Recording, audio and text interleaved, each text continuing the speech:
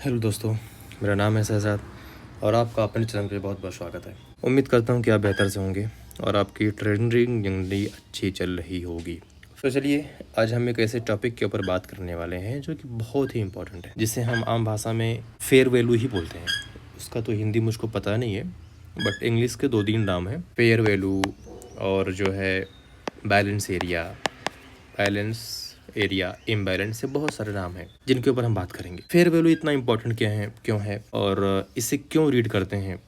क्योंकि मेरे भाई, ये एसएमसी का कोर पॉइंट है। अभी आप बोलोगे भैया एसएमसी क्या है? एसएमसी जो है वो स्मार्ट मनी कॉन्सेप्ट। जो बड़े प्लेयर हैं मार्केट में, बड़े प्लेयर कौन है मार्केट में? बैंक्स हैं, हेज फंड्स हैं, इंस्टीट्यूशनल ट्रेडर हैं, फाइनेंशियल इंस्टीट्यूशंस हैं, बहुत सारे बड़े प्लेयर हैं। बड़े प्लेयर्स, और अगर हम बात करें तो उनके नाम जैसे सिटी बैंक हो गया और मॉर्गन हो गया, बहुत सारे ऐसे बैंक हैं, हटाओ छोड़ जाने दो, उसका कभी देखेंगे, ठीक है। तो ये जो है ना, ये मार्केट में कैसे ट्रेड करते हैं और मार्केट का स्ट्रक्चर कैसे क्रिएट करते हैं और हम उनको कैसे पहचानें, बस इसी के ऊपर एक छोटा सा लेक्चर 10-5 मिनट का लेक्चर होगा। और अगर आप इसको समझते हैं तो मेरे ख्याल से अच्छा होगा। चलिए शुरू करते हैं। हम सबसे पहले देखते हैं कि फेयर वैल्यू होता क्या है ना। उसके बाद में हम उसको कैसे पहचानेंगे और उस पर हम ट्रेड कैसे करेंगे। फेयर वैल्यू क्या होती है? मार्केट का एक ऐसा प्राइस जहां बायर्स और सेलर्स दोनों कंफर्टेबल हों, ना ज़्यादा डिमांड होती है और ना ज़्यादा सप्लाई। जैसे मान लेते हैं कि ये एक प्राइस एरिया है और प्राइस यूं यूं यूं यूं यूं चल रही है, तो इसको हम बोलेंगे फेयर वैल्यू। यानी कि प्राइस इसी बायर और इसी सेलर के रेंज में मूव कर रही है। बायर और सेलर के बीच में एग्रीमेंट है कि भैया हम इसी रेंज में प्राइस को मूव करेंगे, हम इसी रेंज में प्राइस को ख़रीदेंगे, ठीक है ना। तो बायर और सेलर के बीच में एक एग्रीमेंट होता है जहाँ पर ना ज़्यादा डिमांड होती है और ना ही ज़्यादा सप्लाई होती है। फिर हम ऐसे एरिया को फेयर वैल्यू बोलते हैं या फिर बैलेंस एरिया बोलते हैं। ये वो एरिया होता है जहाँ पे मार्केट में कोई इम्बैलेंस नहीं होता। इम्बैलेंस एक नाम ही नहीं है, इसका बहुत बड़ा मतलब होता है, फिर कभी हम बताएंगे इसको। प्राइस साइडवेज मूव करता है, वॉल्यूम स्टेबल होता है। स्मार्ट मनी या इंस्टीट्यूशन ट्रेड को पॉज करते हैं या डिसाइड करते हैं कि आगे क्या करना है। यानी कि जो प्राइस का जो डायरेक्शन है ना, वो इसी फेयर वैल्यू में ही डिसाइड होता है कि भैया आगे हम प्राइस को किस तरफ मूव करें, अप मूव करें या फिर नीचे मूव करें। इसके फीचर क्या होते हैं? फेयर वैल्यू के फीचर क्या होते हैं? Range bond candle. प्राइस छोटी छोटी बॉडी में मूव करता है। यहाँ पे आई थिंक ना अकुमुलेशन होता है। जो बड़े प्लेयर होते हैं ना, वो हिडन, यानी कि बिना किसी को बताए बहुत सारे ऑर्डर्स को एग्जीक्यूट कर रहे होते हैं, एक नए मूव के लिए तैयार कर रहे होते हैं। यानी कि अपने को ना एक नए मूव के लिए ना प्रिपेयर कर रहे होते हैं कि हम यहाँ पे धीरे धीरे सस्ते दामों पे हम प्राइस को बाई करेंगे और फिर अचानक से एक इम्पल्सिव मूव लेकर के मार्केट को ऊपर या नीचे लेकर के जाएंगे। तो एक तरह से ये उनकी चाल होती है, उनका स्मार्ट कॉन्सेप्ट होता है कि हमें किस तरफ से ऐसा करना है। लो वैलिडिटी, यानी कि प्राइस में ना जो प्राइस का जो फ्लक्चुएशंस होता है, आपको पता है कभी कभी कैंडल इतनी लंबी बनती है, इतनी छोटी बनती है, फिर कभी इतनी लंबी बन जाती है।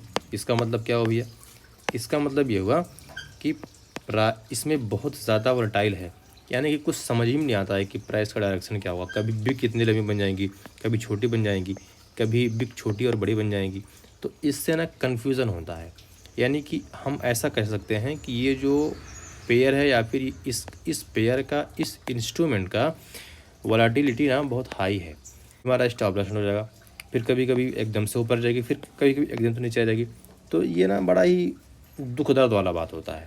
मतलब यह है कि इस पेयर में जो है ना बहुत कम होता है, ऑफ डिमांड एंड सप्लाई होता है। यानी कि डिमांड और सप्लाई दोनों बराबर होती है। एसएमसी ट्रेडर्स के लिए इसका क्या इंपॉर्टेंस है? फेयर वैल्यू जोन आपको यह समझने में मदद करता है कि मार्केट अभी भी डिसीजन मोड में है। इस अभी डिसाइड कर रही होती है कि हमें प्राइस को किस डायरेक्शन में मूव करना है। यहाँ से ब्रेकआउट आएगा तो प्राइस एक डायरेक्शन में फोर्सफुली अगर प्राइस दोबारा इसी जोन में आता है तो रिएक्शन या रिवर्सल देखने को मिल सकता है। चार्ट आप देखो यहाँ से, क्योंकि ये हमारा गोल्ड का फ्यूचर का चार्ट है। अब देखो यहाँ आई, फिर यहाँ गई, फिर यहाँ आई, फिर यहाँ गई, फिर यहाँ आई और फिर एक बड़ी कैंडल बनी और तब से यहाँ पे चल रही है। ये एक फेयर वैल्यू है, ठीक है ना। और अचानक से ये वाला ब्रेकआउट हुआ और प्राइस नीचे आई और फिर यूं करके यूं करके यूं करके अभी तक प्राइस यहाँ घुमा रही है। इसका भी ही एक मकसद है, लेकिन अभी हम फ़िलहाल फेयर वैल्यू के बारे में बात करेंगे कि हम फेयर वैल्यू को ट्रेड कैसे करें भैया।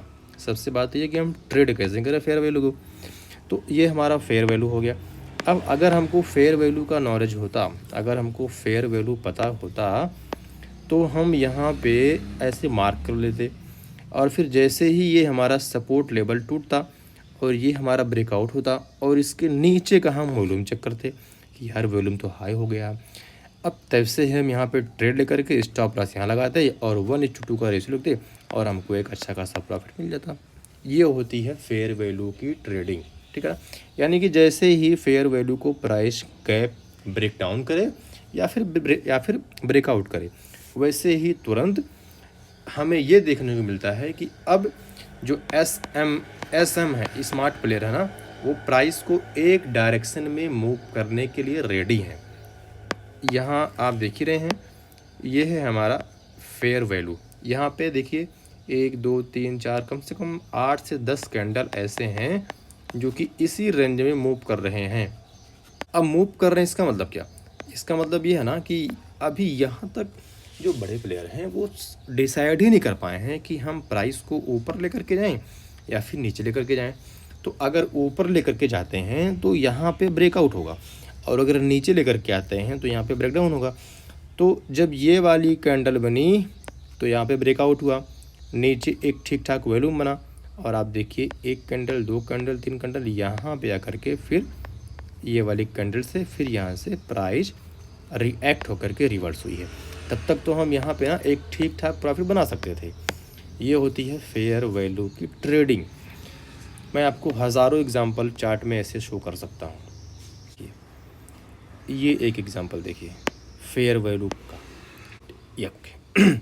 ये गैप है, ये विंडो बना है, इसका एक अलग कॉन्सेप्ट है। प्राइस जो है इसी रेंज बाउंड में मूव कर रही है। अचानक से ये वाली कैंडल ब्रेकआउट किया विथ ठीक ठाक वॉल्यूम। ओके, देखिए ये वॉल्यूम है ना, ठीक ठाक वॉल्यूम है और ये वाली कैंडल जो बनी है यूँ देखिए, एक strong bullish candle with high value, यानी कि ट्रांजैक्शन दबा के हुआ है। और जब कैंडल ओपन हुई और क्लोज हुई तो सेलर का कंट्रोल ही नहीं था, एकदम स्ट्रॉन्ग बुलिश कंट्रोल था और प्राइस ने इसको ब्रेकआउट किया। अब यहाँ पे ये हमें समझ में आता है कि अब एसएम ने, यानी कि जो बड़े प्लेयर हैं, उन्होंने ये डिसाइड कर लिया है कि हमें प्राइस को ऊपर मूव करना है। अगर आपने बाई किया होता और इसके नीचे आपका एसएल होता और आप 1 दिन 2 दिन होल्ड कर देना तो आप बहुत पैसा कमा सकते थे, ठीक है। ये हो गया हमारा दूसरा एग्जाम्पल। तीसरे एग्जाम्पल की तरफ बढ़ते हैं और देखने की कोशिश करते हैं। ये देखिए, दिखा आपको? देख लो बाबू, देख लो, ये देखो यूँ करके प्राइस इसी रेंज में मूव कर रहा है यूँ। ओके, नीचे आया और फिर इसी रेंज में मूव कर रहा है और फिर एक ठीक ठाक वाली ब्रेकआउट होती है विथ हाई वैल्यू और प्राइस देखो कितना मूव किया है। कम से कम 1:4 का मूवमेंट हुआ है, R/R रेशियो का। तो ये होता है पूरा फेयर वैल्यू। अब अगले वाले लेक्चर में हम फेयर वैल्यू गैप के ऊपर बात करेंगे कि फेयर वैल्यू गैप क्या होती है, जिसको हम FVG बोलते हैं। कहीं भी जहाँ प्राइस रेंज बाउंड चले तो आप मान लो कि ये तूफान के आने के पहले की चांदी है। अगर आपने इसको अच्छे से प्रैक्टिस कर लिया तो यकीन मानिए आपके ट्रेडिंग में ना एक नई क्रांति आ जाएगी। कहीं भी मिले चार्ट ना, चलिए मैं आपको रियल चार्ट में लेके चलता हूँ और दिखाता हूँ। ये देखिए, चलिए मैं आपको रियल चार्ट में ही दिखा देता हूँ ताकि आपको थोड़ा सा और क्लियर आज हो जाए ये कॉन्सेप्ट। थोड़ा सा लंबा होगा वीडियो, लेकिन आप धैर्य बना के देखिएगा तो समझ में आ जाएगा आपको। ये देखिए, ये है कि नहीं है। यहाँ से प्राइस ओके किधर गया, ये देखो यहाँ तक था, यूँ चल रहा था, यूँ चल रहा था, यूँ चला, और ये देखिए अचानक से यहाँ पे ब्रेकआउट हुआ और फिर प्राइस कहाँ पे मूव करके गई है। ठीक है ना। चलिए मैं आपको और दिखाता हूँ एग्जांपल फेयर वैल्यू का। ये देखिए एक फेयर वैल्यू ये है और फिर प्राइस कहाँ पे मूव करके ऊपर गई है। ठीक है ना। चलिए मैं आपको तीसरा एग्जांपल दिखाता हूँ फेयर वैल्यू का, जिससे आपको चीज़ें समझ में और अच्छे से आ जाएं।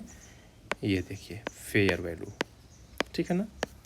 और मैं आपको दिखाता हूँ एग्जांपल फेयर वैल्यू का। फेयर वैल्यू भी एक ऐसा एरिया होता है, आप यूँ मान के चलिए कि जहाँ पे बायर्स और सेलर्स के बीच में एक एग्रीमेंट होता है कि हम प्राइस को यहाँ पे मूव करने वाले हैं। हम जो है यहाँ पे बाइंग और सेलिंग, डिमांड और सप्लाई एकदम इक्वल रखने वाले हैं, और उसी में डिसाइड करते हैं बड़े प्लेयर कि हम प्राइस को किस डायरेक्शन में मूव करने वाले हैं। ये देखिए, और फेयर वैल्यू कहीं भी बन सकता है, किसी भी पर्टिकुलर प्राइस रेंज में मूव बन सकता है। ओके, ये देखिए फेयर वैल्यू, ये देखिए फेयर वैल्यू, ये देखिए फेयर वैल्यू,